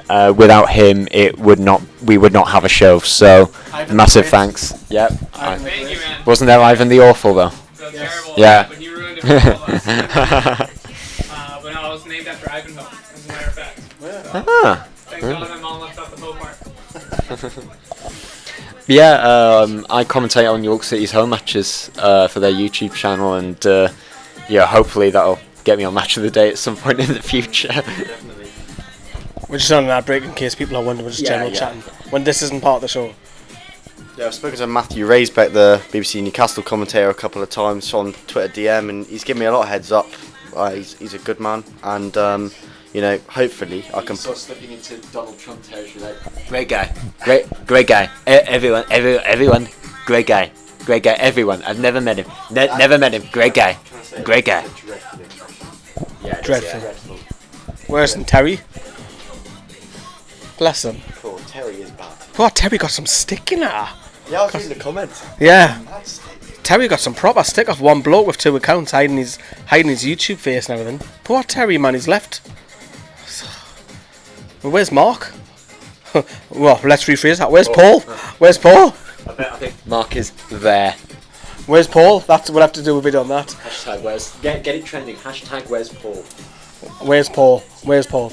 No, as I was saying earlier on, those skit videos was something different that we tried on the channel. Some of you loved them, some of you hated them. It's just one of them things that we're trying to raise money for. I love Terry. Sir Bobby Robson, and that's the reason why we're doing a lot of videos this week, just focusing on that. And like I say, next week is all the Newcastle stuff, so you'll enjoy it. The views will probably shoot back up as well because it is about Newcastle stuff. And then we'll focus on the Boro Fan TV. If you want to get involved, there's still time to get involved. So if you live, it's going to be played in Children, so if you're in the Durham area, that's pretty easy to get to as well. Lifts and that can maybe catered for and stuff like that. Yes. Whatever happened to Bob's yes, yeah, Kenny. Bob's beans. Whatever happened to his beans? I don't know. Do you ever see that video with Paul and his Bob beans? I don't think I did actually. No. It came in the October podcast. Yeah, it did. I can't remember exactly what we were probably talking about Mike Ashley, I think, and he was saying it's like having Heinz beans, and then after you've won the lottery, you're on a budget, you're having Bob's beans instead of Heinz, and then after you've won the lottery, you're still having Bob's beans instead of moving to Heinz. Other baked bean varieties are available. I love this. So, watch we get done with copyright off the mic with the music. I have to trim it out. Right, what's coming up in the final part? Yes, we'll be talking about English football. We've had a fantastic title race. We've had European dominance. Bit on the relegation front, as well as looking out for next season. What to look out for. I'm previewing the VAR. That is going to be a hot topic. There's a few rule changes as well. Regarding handball, subs as well. Yeah, lots to talk about, lots to get through. Stay tuned. Yeah. What's it again, Rob? What? What did you say there? What? What's the stuff about what? What? Right, we're just going to take a break, so chill for 2 minutes. If you get subbed off, you have to leave the nearest touch line. You don't slowly get up and walk slowly. Yeah, you have to exit the nearest area. You just have to go off. Which is going to be a weird one, seeing the players walk around there. Yes, I know that could cause. Especially if that plays against it. Yes, imagine if it's someone like John Pickford or St James or Henderson. You know what I mean? True. But it is a risk, like, because if it's a derby or something, and it's, you know what I mean? Well, if a player's at risk, I'm sure they'll have a word with the rest. Like if Sterling went back to Anfield, yeah, and he gets up, you know what I mean? Yeah. Or if someone had, I don't know, scored a hat-trick against the club, yeah, and then they're subbed off, it's yeah. could have done the VAR the day. Do you think Perez will leave this summer? What would you like to ask everybody in that chat? Do you think Iosi Perez will leave this summer? Because personally, I don't think he will. I actually think he's going to stick out pretty much till he's around 30, 31 here. Yeah, I reckon he. I think because he's got 2 years left on his deal, he has to sign or go. Well, if Rafa, this is it. The bit I'm missing out is if Rafa stays, Perez will stay, because Perez has become 100 times the player he was before Rafa came. There was always a player there, but he's definitely brought out the best in Perez, I think. Disagree with Kyle's valuation of him? 15? Yeah. 35 million is probably is probably like the correct valuation of him in today's market. However, it's. Ron Swanson asks, who will win the Champions League? 30 seconds. Tottenham. Tottenham are going to win the Champions League. As much as I want Liverpool to win it, I think Tottenham, just because I think they just have that little bit more to push for, because they obviously Dead quickly before we start the ad break, would Mitrovic be good for Everton? He gets worn out after 30 seconds of pressing, so no. Right, we're about to start after this ad break. Well, the song. 5, 4, 3, 2, 1. And welcome back to the Football Fan Zone. We are in our last part. We're on the air until 9 p.m. So yeah, this is the final part of the show, and we'll kick this off. Kick it off with looking at the Champions League final. That's on the 2nd of June, day before our charity match. Saturday, the 1st of June. The first now, eh? Yeah, Saturday, 1st of June. That's what I said. I did say that, didn't I? Yeah, Good. Oh, nice one. Oh. Happy birthday. It's a shame that Newcastle aren't going to be there in Madrid. But yeah, it will be against Tottenham and Liverpool. We've had two absolutely fantastic Champions League semi-finals, and the first time since, I think, 2005. Three of them. When the first leg was lost by the eventual winners. Oh, okay. I think. If I remember rightly, I did dig this out beforehand. I just can't remember. But yeah, Liverpool against Tottenham. That is a really interesting clash. I mean, Liverpool, they put all of their energy and more into attempting to win the title, and it's sadly from my point of view, that just fell from their grip. But we have had a fantastic title race. It's been, as a neutral in that race, it has been wonderful to watch. But Champions League final, arguably club football's biggest stage of all. How can you see this planning out, Lee? It's a tough one, isn't it? When you think you lose Harry Kane, Spurs aren't going to do it. Whoa. If you look at the records of how, with and without Kane, Tottenham are considerably better without Kane, which I think when Kane's not playing, Son has the free ability to just play his strength position, like over a striker. That is his main role. Thanks, Rob. I was just about to say that. Oh, sorry. It seemed like you were about to say the opposite. No. So when you think Harry Kane is missing, then you've got Lucas Moura, then you've Eriksen, who's a playmaker, Dele Alli, other step up, Son you've mentioned as well, who should be, for me, a candidate at least for Player of the Year. Going forward, they're unbelievable. The back four are great. I don't think Lloris has had a great season. Sissoko's a much better player, I hate to say that. But they've got threats. But then I look at Liverpool, 2 Champions League finals year after year. They've improved, obviously, with Van Dijk, the goalkeeper as well.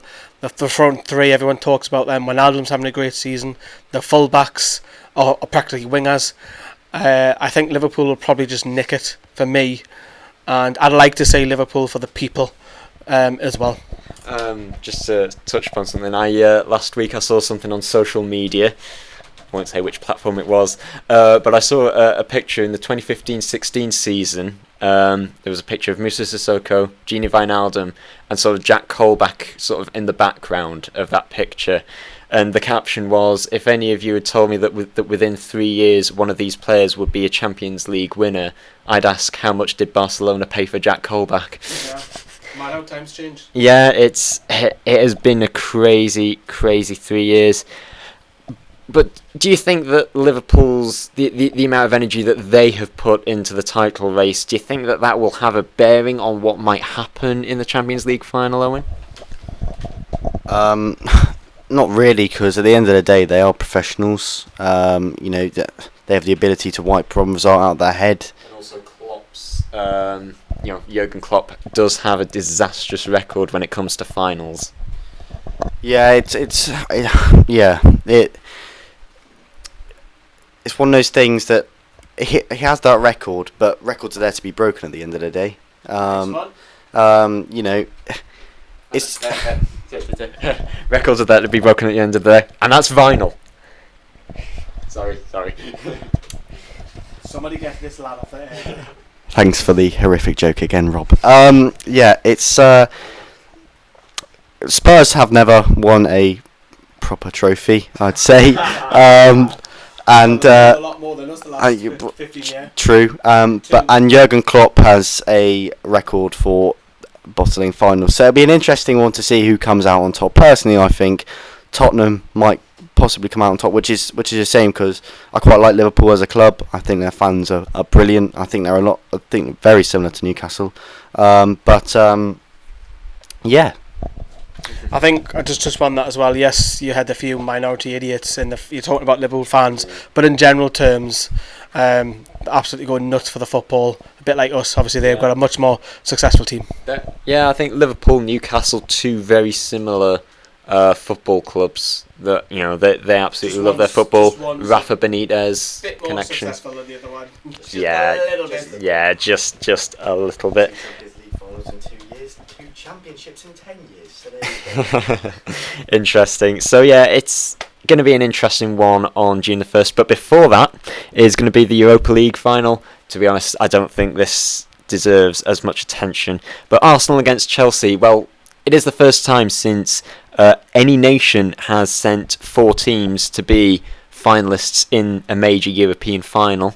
That is an excellent feature for English football, an excellent advertisement for English football, for the whole globe. You get spells where your dominance, Spain were dominant for a few years. Yeah. Obviously now it's back to England.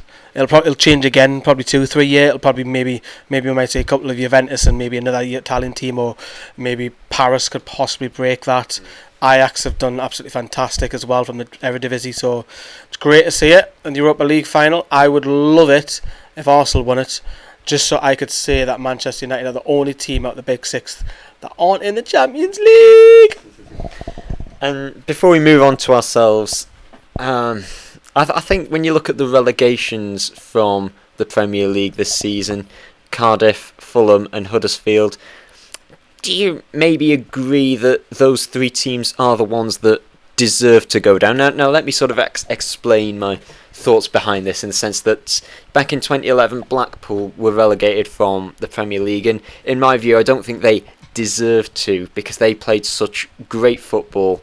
They were really entertaining to watch. Ian Holloway was a great manager, really entertaining there, real good character. But when you look at Cardiff, I was gutted for them, but when they entered the season with a championship quality squad, they hadn't really added to the side that only just scraped from promotion from the championship in the first place. I mean, they started the season with Kenneth Zahor as their main striker. That was, in a sense, you deserve to go down after that, and then you've also got the ones like Fulham and Huddersfield who were relegated. It feels like two years ago since they were their relegation was confirmed. Fulham with a defence that's as leaky as a sieve without any netting around it. Is that the best you could call it? Right off the top of my head. And then on the other end of the scale you've got Huddersfield, who just could not seem to score. I think it was they have not scored it was only recently that they managed to it was West Ham, wasn't it, when they lost 4-3 to West Ham. It was the first time that they had scored 3 or more in the Premier League for over a year. That was really concerning itself. So would you agree with the statement that Cardiff, Fulham, Huddersfield, those 3 deserve to go down at the end of the day, Owen? Or at the end of the season? Cardiff, they didn't have the signings to stay up, I don't think, but they definitely had the spirit, and they fought right till the end. It was a shame that it was taken out of their hands in the end, but I think Cardiff were defensively they were quite good. When they lost Sol Bamba to injury, I think that's really their downfall, because he was terrific for them. Fulham, with the amount of money they spent, you predicted a lot higher things for them. Maybe Wolves level, maybe just under that. But again, there's not enough proven Premier League quality in that squad. You think of some of the names. Le Marchand, I'd never heard of him before he signed for Fulham. Fabrizio, I know he played for Besiktas, which is a relatively big club, but I'd never heard of him. So, it's one of those things where you have to make at least a few Premier League quality signings to be able to even grasp at safety. And then Huddersfield, well, we kind of knew from last season that they'd really, really, really struggle this season unless they went out and spent big money on Premier League players in the summer, which they didn't. Got a few cheap loans from France, and really struggled deservedly in the end. It's been a horrible season for them, but with the appointment of Jan Siver, I think possibly you have a good Championship side there for next season. But then you have the task again of keeping them in the Premier League if they get there again, which I think is going to be the struggle. I just want to touch on that. I think I do agree with Owen on most of that. Huddersfield were on a horrible run last season and they scraped up, stayed up. Fulham just spent really poor. Whoever's making the decisions at that club spent for the sake of spending. Yeah, look at us. We're spending 25 million on, what was it? Seri was one of them. Mitrovic is another one. Very bad decisions. Very panicky. There's a joke in the sign Seri. Yeah. The Cardiff one, I'll stick up. Got to set the reminder for when he leaves the club. The Cardiff one, I feel a little bit for them because I actually like Neil Warnock. I think he's a character, and we don't have many who show the passion in a game because managers get fined for just saying something nowadays, which is ridiculous. But the Emiliano Sala thing, I think that was harsh. Would he have saved them up? Look, we'll never know. We'll never know whether that was a key decision, whether he will stay up or not. But Cardiff have had some shock. We say this as Newcastle fans, but Cardiff have some dreadful, shocking refereeing decisions, blatant, and that's probably 6 points for them over the course of the season. Yes, I know we can talk about points and stuff, but these are blatant ones. The Chelsea one was just murder. It was shocking. It was daylight. It was daylight robbery. It was daylight robbery. It was like awful officiating. These referees are meant to be elite. So I feel a little bit for Cardiff, and for me, the best away day in terms of fans' noise was the Cardiff City Stadium. It wasn't my best favourite away day, but in terms of noise, that stadium was brilliant for 3/4 of the way around the ground. I feel for them a little bit. I think with Cardiff and the refereeing decisions, especially in that Chelsea game, I think that is a pinpoint. You talk about character. Neil Warnock, what he did at the end of that game, was just stood there looking at the referees. It was really harsh on them, and people, players, managers to get fined for absolutely nothing nowadays. And for Neil Warnock to be fined after that game for what he said, I thought was utterly ridiculous. And to be quite honest, the Premier League should be ashamed of themselves, really. The FA should be ashamed of themselves for, fining him for pretty much speaking up for the truth. An argument that is perfectly justified. I'm just looking through your comments on the live stream. Thank you, Mark. If he says any more puns, he will get a punch. So yes, I'll keep them coming. Don't worry, Mark's not here. That's if I can. But moving on to, we've got 5 minutes left. Moving on to what we will be looking out for next season. Introduction of VAR in the Premier League and also new rules surrounding substitutions.